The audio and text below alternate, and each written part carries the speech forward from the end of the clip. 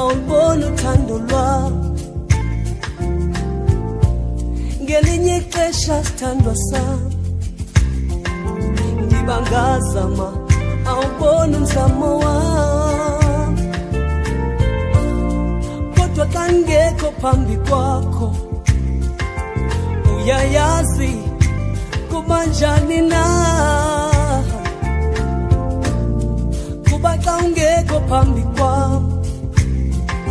ndiyayazi kuba njani tu uyenza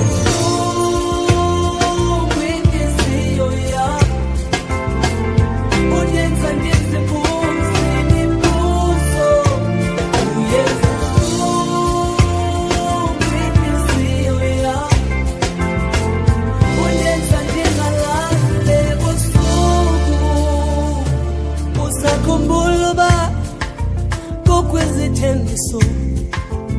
esazenzayo phambi komfundisi nabantu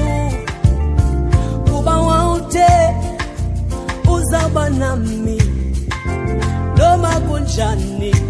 ebuhleni nasemubini ndiyamangala xa izawuba nguwe lo ufuna uhamba ufuna uthatha into zakho goduke